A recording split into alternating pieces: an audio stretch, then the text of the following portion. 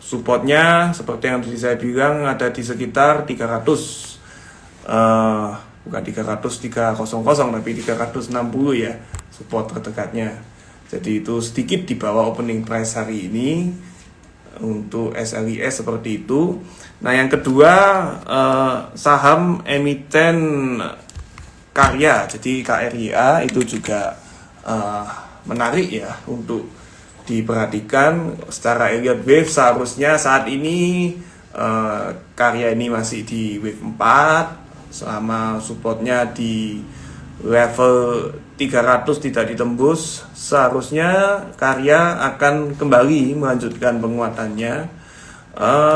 Ya juga kita perhatikan pergerakan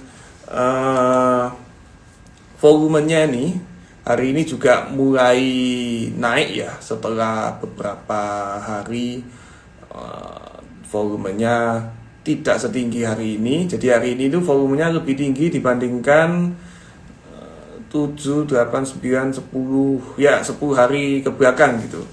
10 hari trading kebelakang karya ini volumenya hari ini lebih tinggi. Ada potensi yang cukup besar kalau karya akan kembali menguat, menguji resistance 346.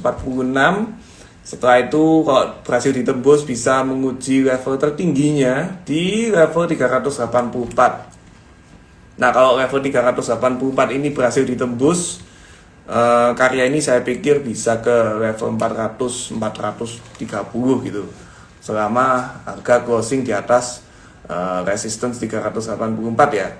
Catatan pentingnya adalah kalau harga tidak ditutup di bawah support 300 gitu. Jadi level support psikologis 300 rupiah ini penting banget untuk emiten karya. Itu saham kedua. Nah, kemudian untuk saham ketiga itu ada emiten SEMA. Nah, ini kalau di Bitrade Fast kita sudah berhasil taking profit 2 kali kalau saya nggak salah. Kalau di ini kelihatannya masih berada di awal fase uptrendnya ya untuk SEMA. Harapannya juga bisa naik sekuat SLIS nih.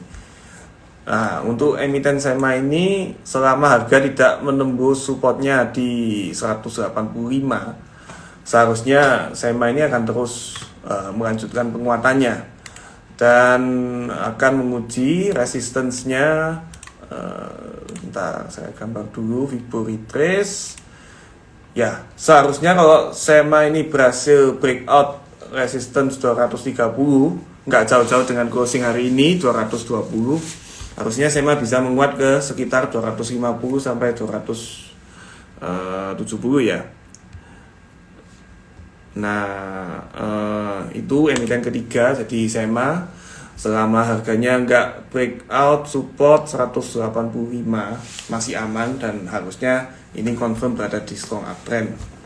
Nah 3 saham pertama ini memang secara market cap-nya bukan market cap yang besar, yang cenderung kecil. Jadi pesan dari saya juga risk manajemennya diatur ya, money manajemennya diatur, sizing portofolionya juga disesuaikan sesuai dengan resiko dan juga karakter risk profile masing-masing. Nah kemudian juga ada saham selanjutnya yang juga menarik untuk diperhatikan dari sektor energi tentunya ya. Jadi untuk sektor energi ini kita di Bitrade juga memperhatikan sebetulnya yang tadi kita bahas emiten bumi itu menarik ya, karena kita anggap bumi ini sedang koreksi memang, tapi ini koreksi yang wajar mengingat harga sudah naik tadi. Nah bumi ini menarik selama harga ini itu tidak turun di bawah support fraktal terdekat di 133. Nah mungkin untuk teman-teman yang ingin bottom fishing bisa masuk di bumi sedikit-sedikit gitu sambil menjaga supportnya di 133. dengan target harga terdekat itu ke sekitar 170 sampai 180. Nah, mungkin kalau seandainya harga ini benar-benar sudah selesai koreksinya ya, tanda-tandanya itu kalau harga membentuk higher low dan higher high, konsisten membentuk higher low higher high. Nah, itu bumi itu juga menarik, mungkin bisa kembali menguji resistance kuatnya di sekitar 246. Nah, itu saham keempat, jadi bumi bisa diperhatikan juga untuk pergerakan ke depannya. Nah, kemudian juga dari sektor perbankan, kira-kira bank apa ini yang menarik ya di fase IHSG ini yang kurang begitu menentu gitu. Nah, kalau secara Elliott Wave, secara analisa Elliott Wave ini sebetulnya saham Bank BRI ya. Jadi BBRI itu menarik selama level supportnya di 4.330 itu tidak ditembus. Emiten BBRI ini menarik ya. Dan kenapa menarik? Karena secara prospek dengan kenaikan suku bunga bank itu seharusnya kinerja ini bisa kinerja Bank BRI bisa didorong, itu juga berpotensi akan menarik minat investor. Jadi emiten BBRI ini juga salah satu watchlist saya, menarik selama harga tidak turun di bawah 4.330. Nah, khususnya di closing weekly. Nah, target price dari emiten BBRI saya taruh di sekitar 4.800 sampai 4.900 itu. Jadi untuk BBRI kira-kira pergerakan harganya masih di fase uptrend, secara peluangnya cukup besar. Kenapa? Karena dalam 2 minggu terakhir emiten BBRI ini tidak menembus middle Bollinger Band atau MA20. Jadi harga tertahan terus, support 4.450, nggak mau turun ke bawah itu. Dan candlenya juga 2 hari terakhir hijau, mulai membentuk higher low hari ini. Dan juga secara pergerakan harga ini secara jangka menengah trennya masih naik ya untuk BBRI.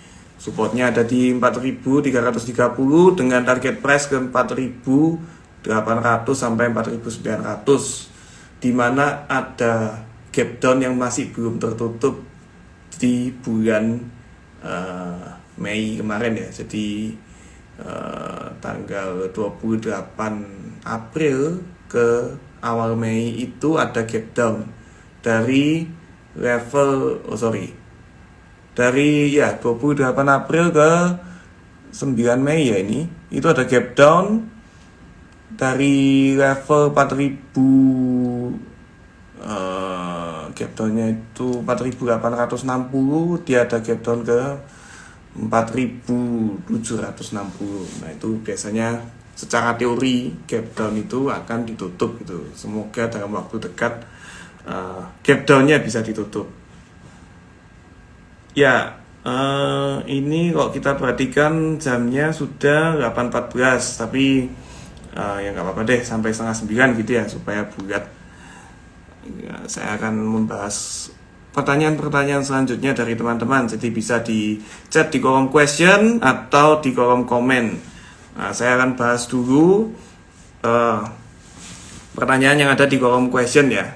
Jadi ada Kak Vini Aryani, Kak bisa bahas saham Friend? Oke, saham Friend ini salah satu saham dari sektor infrastruktur ya, telekomunikasi. Ya, Friend ini juga masuk ke watchlist saya sebetulnya, namun masuk ke watchlist bottom fishing karena harga ini selama 4 hari terakhir dia menolak untuk turun ke bawah support 80 yang juga merupakan support kuat kalau kita perhatikan pergerakan harga ke belakangnya ya. Jadi untuk friend ini saya pikir menarik dan bisa dipakai untuk bottom fishing, atau kita beli di harga sekarang yang sudah terdiskon murah karena sudah terkoreksi ya sejak bulan Agustus pertengahan kemarin sampai sekarang. Nah, kalau supportnya ini benar-benar nggak ditembus support 80 yang tadi, friend ini kemungkinan besar akan memulai mungkin kalau ngomongnya itu uptrend jangka menengah terlalu berbelit-belit gitu ya. Jadi mungkin technical rebound dulu lah. Dia akan menguji resistance-nya di sekitar 91 terlebih dahulu. Kalau berhasil closing di atas itu, seharusnya friend akan melanjutkan penguatannya menguji level 97 sampai resistance psikologisnya di level harga 100 gitu. Jadi selama harga tidak breakout support 80, seharusnya friend akan terus menguat ya ke level 90 sampai 92 dulu. Kalau berhasil ditutup di atas itu, harusnya friend akan melanjutkan penguatannya menguji resistance 97 sampai 100. Jadi untuk friend itu dulu, yang penting support 80 nggak ditembus, harusnya ada technical rebound. Oke, kemudian ada pertanyaan dari Kak Yulianingrum ya. Ya, semoga saya benar mengejanya ya. Kak Yuli, SBMA bagaimana Kak? Nah, jadi SBMA ini surya biru murni asetilen. Katanya emiten bahan-bahan kimia nih. Nah, ternyata ini juga salah satu emiten yang strong uptrend ya. Ya, ini saya baru dengar emitennya SBMA ini hari ini menguat tajam. Jadi hampir membentuk full body candle dan closingnya juga tinggi sekali di 274 setelah tadi opening price-nya 220. Jadi harga terus menguat ya ke level 274.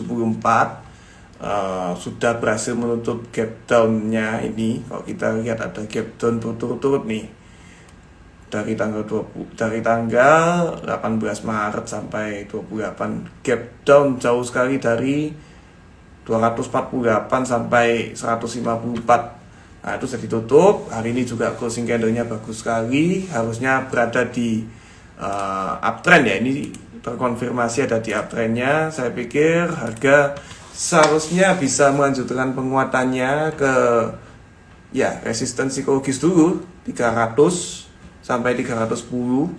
Ideal kalau memang ini strong uptrend itu seharusnya harga akan menguat ke 350 sampai 390 untuk SBMA secara jangka menengahnya ya. Ya, jadi untuk uptrendnya sudah terkonfirmasi, ini strong uptrend. Harga ditutup di atas resistance upper Bollinger Band di atas 252. Volume perdagangan juga mulai tinggi kembali. Ini saham yang juga menarik untuk teman-teman bisa perhatikan SBMA. Oke, mungkin nah ini juga, oh ya, saya juga jadi ingat nih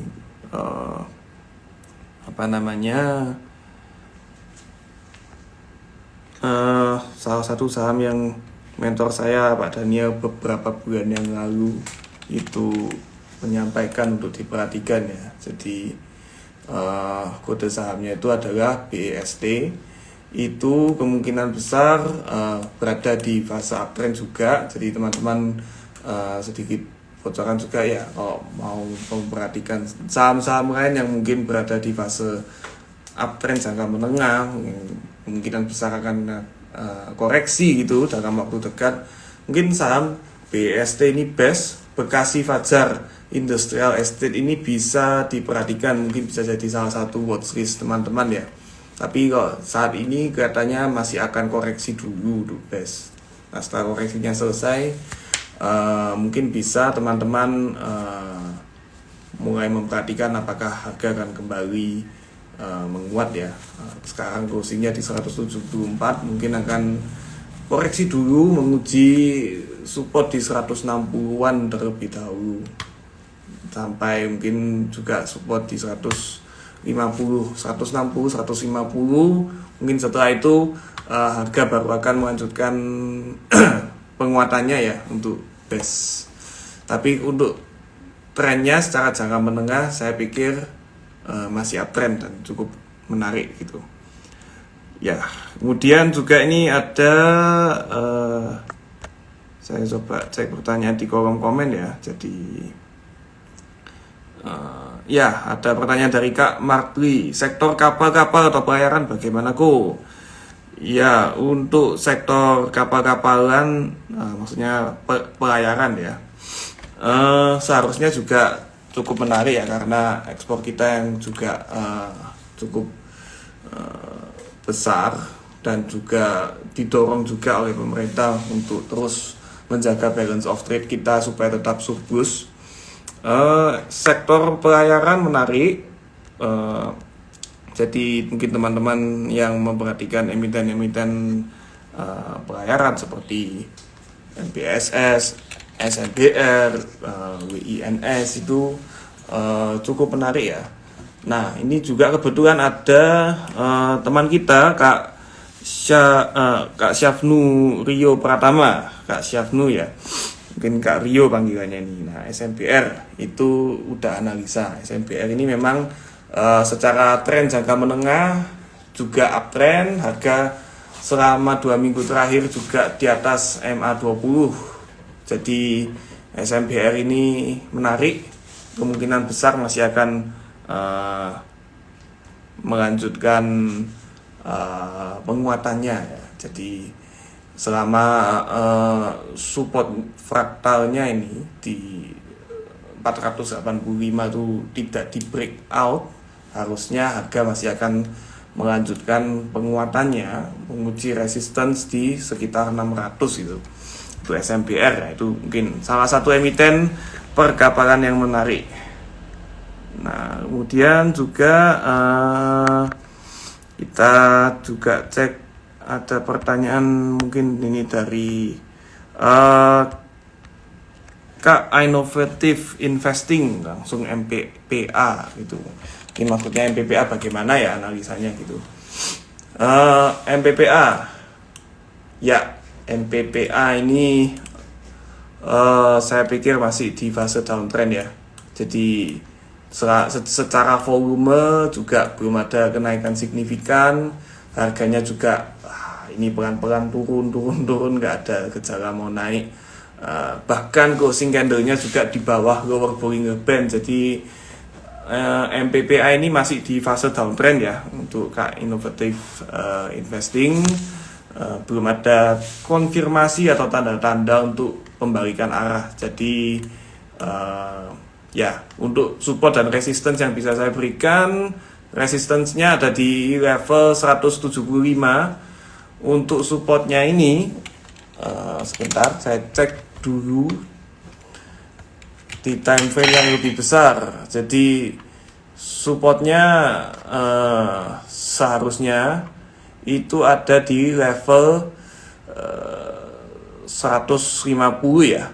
135 itu support yang bisa diperhatikan setelah MPPA ini berhasil tadi menembus support terdekat, support di level 170 itu 2 hari lalu berhasil ditembus. Nah, ini support selanjutnya di 135 untuk MPPA, resistance di 175. Ya, mumpung masih ada 5 menit, saya akan habiskan pertanyaan di kolom questions. Ya, ada wah, ini ada Pak Wijen nih. Mas, Karya gimana Mas? Kena gencet mulu nih di Karya, bisa beli lagi enggak? Ya, untuk Karya mungkin seperti yang tadi saya sampaikan ya. Karya ini selama supportnya di level 300 ini tidak ditembus, karena sudah ada 3 kali secara candle itu harga begitu menyentuh level 300 langsung menolak, turun, naik lagi. Saya pikir ini masih ada peluang Karya akan naik ya.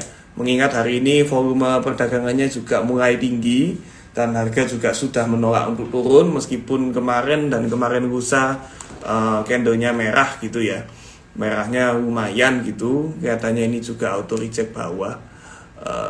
Tapi selama support tidak ditembus, support 300-nya nggak ditembus, seharusnya karya akan menguji resistance 330 dan 384 dalam waktu dekat.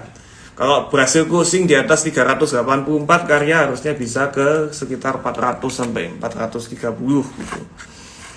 Ya, itu mungkin sekedar highlight mungkin ya dari Pak Wijen. Jadi menurut saya ya karya bagus, masih selama nggak breakout 300 masih bisa mungkin entry lagi untuk jangka waktu pendek ini ya, jangka pendek ini mungkin karya akan menguji resistance 330, 384. Kalau berhasil breakout 384 berarti OTW 400, 430 gitu, seperti itu. Ya, di kolom question adakah innovative learning, innovative investing? Oh ya, yang MPPA tadi ya.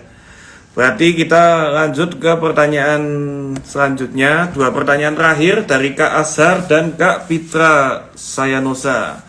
Kak Azhar, ABMM rekomen gak kalau beli sekarang atau tunggu koreksi?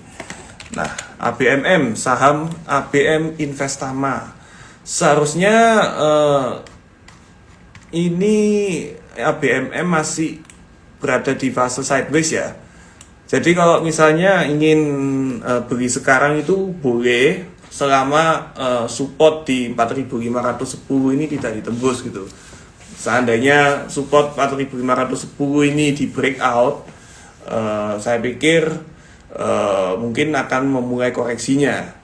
Untuk lebih amannya, lebih baik untuk ABMM ini kita pakai jurus buy on breakout di level 4.900. Jadi kalau harga berhasil breakout 4.900, barulah kita entry dengan supportnya di level 4.610. Kalau pakai metode buy on breakout, mungkin take profitnya, target price-nya bisa ke 5.250 sampai 5.400 terlebih dahulu ya untuk ABMM.